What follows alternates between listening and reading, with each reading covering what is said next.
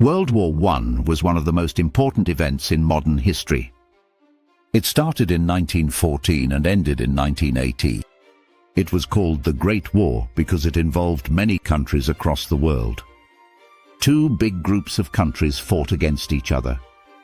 On one side were the Allies, including Britain, France, Russia, later Italy, and the United States. On the other side were the Central Powers, led by Germany, Austria-Hungary, and the Ottoman Empire. But how did such a massive war begin? It all started with a single event that acted like a spark. On June 28, 1914, Archduke Franz Ferdinand of Austria-Hungary was assassinated in Sarajevo. The killer was a Serbian nationalist who wanted independence for his people. Austria-Hungary was angry and declared war on Serbia. But because countries had alliances, other nations quickly joined in. Russia supported Serbia. Germany supported Austria-Hungary. France supported Russia. Soon, Britain also joined to defend Belgium, which Germany invaded. In just weeks, much of Europe was at war. This is why alliances are sometimes called a domino effect. The war was fought in a new and deadly way. Soldiers dug long, deep ditches called trenches to hide and protect themselves. This created what we call trench warfare.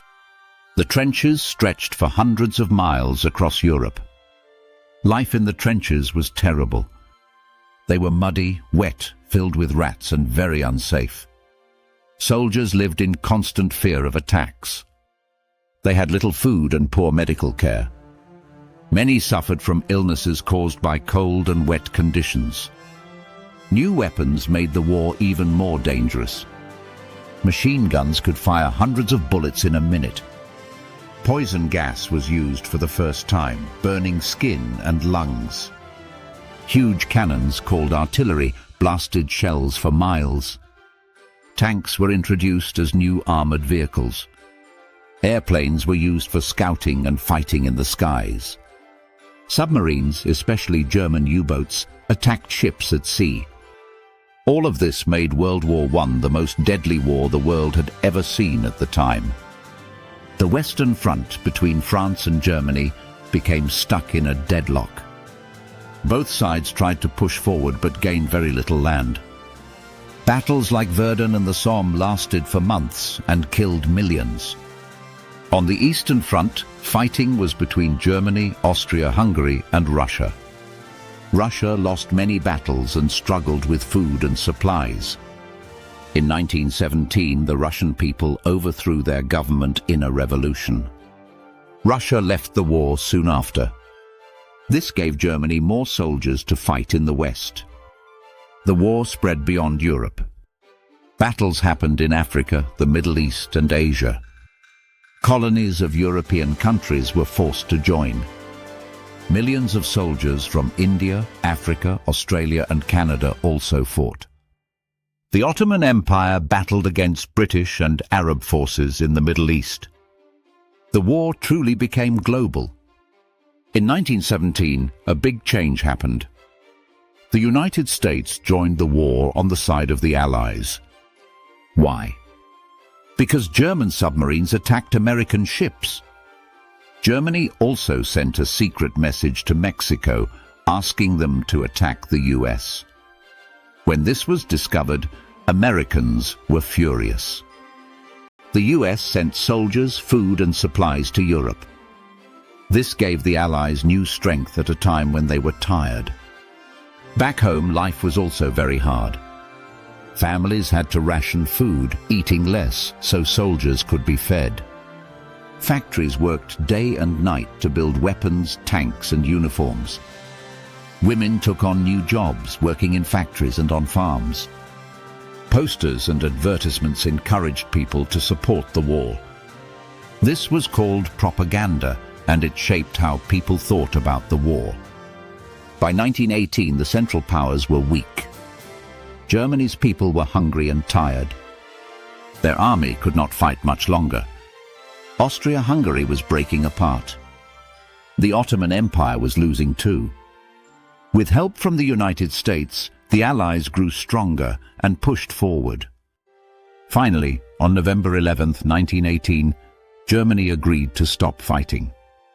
This agreement was called an armistice. It marked the official end of World War I.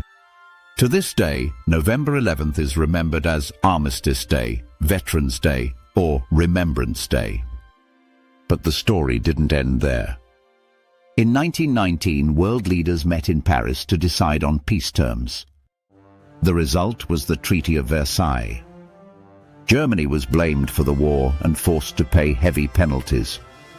Germany also lost land and had to reduce its army. Many Germans felt this was unfair and humiliating. These harsh conditions created anger in Germany. Years later, this anger helped lead to World War II. World War I left a deep scar on the world. More than 15 million people died. Millions more were injured. Cities, towns, and farmlands were destroyed. Families were broken apart. It was a painful reminder of how destructive war can be. But people also learned important lessons. Nations began to realize they needed to work together. They formed the League of Nations, a group meant to keep peace. Although the League was not very strong, it was the first step toward the United Nations we have today. World War I changed technology, politics, and society forever.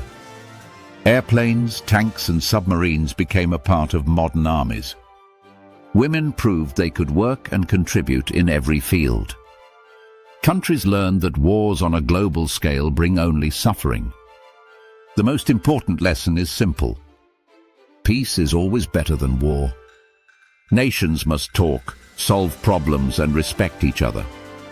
If they don't, history shows us how dangerous the consequences can be. World War I began with one spark, but grew into a fire that burned the whole world. It ended with millions of lives lost and nations deeply changed.